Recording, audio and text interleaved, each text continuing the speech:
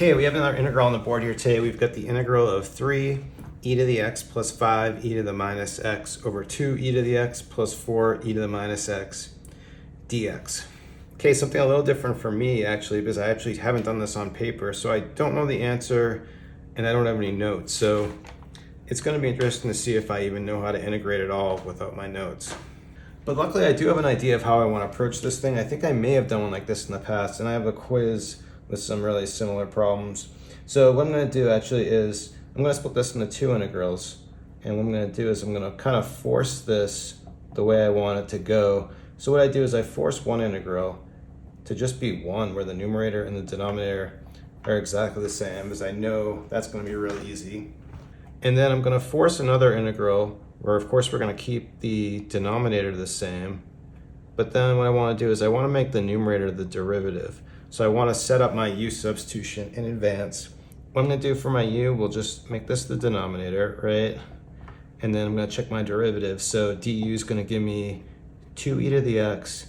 Here, this is going to, when we take derivative of 4e to the minus x, it's going to be minus 4e minus x dx. And now what I'm going to do is just take this right here and I'm going to make that my numerator. I'm going to force that to be there. So we're going to write this 2e to the x minus 4e to the minus x. So now what I've accomplished is I've created two really easy integrals. This first one is just 1. This one's going to end up being du over u, right? Because this here is our du. So this is going to be a very simple integral. Now we do have one big problem. If you add these back up and you see what we have, this is going to give me 2ex plus 2x. This is going to be 4ex. Well, what we have right here is a 3, so that's not great. And then here, if we add 4e to the minus x minus 4e to the minus x, that's going to be 0. We need this to be 5. So what I'm going to do is create some kind of constant out front here, which we'll call a and b, and we want some kind of multiplier, some kind of factors that's actually going to make this thing work. And so if we can just find out what these two numbers are, a and b, then we still have our easy integrals and it makes sense and is equal to our original. So in order to solve for these two values, what I can do is kind of multiply this in and do a little system of equations. So like for this first, let's just focus on e to the x. If we multiply that in, we're going to have 2a e to the x plus 2b e to the x. And then when we add those together, we're going to want this to be equal to 3 e to the x.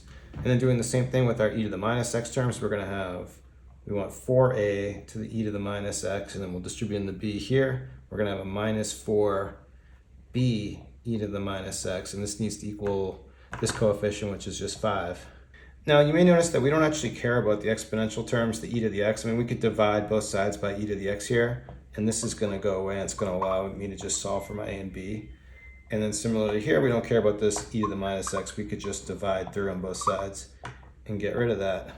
But now this is pretty nice. We have a very simple algebra problem, just two equations, two unknowns. We just need to solve for our a and b.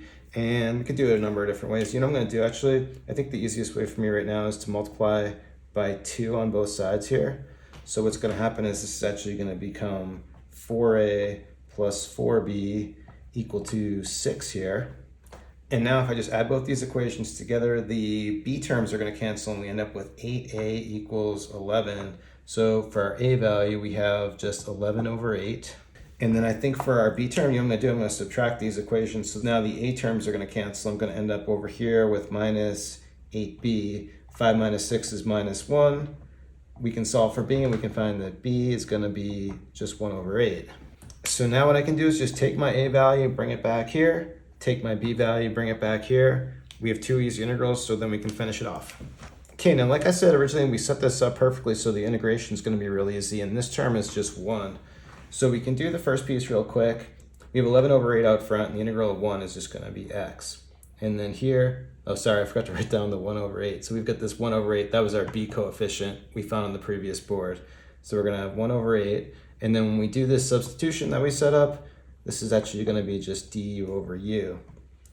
So then we'll just do the integration over here, but this is going to be real easy. This is going to be natural log absolute value of u. But I'm just going to back substitute in one step. So this is our u value. We're going to have just 2 e to the x plus 4 e to the minus x, tack a plus c on there, and that's it. Okay, now I have no idea if the answer is correct and I've got no way to check it, but I guess if you're watching this, I double checked it later, so we should be okay. Anyway, if you wanted to practice doing some more problems like this, I have a quiz called Kramer's Rule Integrals. I'll provide a link in the description. Hope you check that one out. Thanks everyone for watching. Have a great day.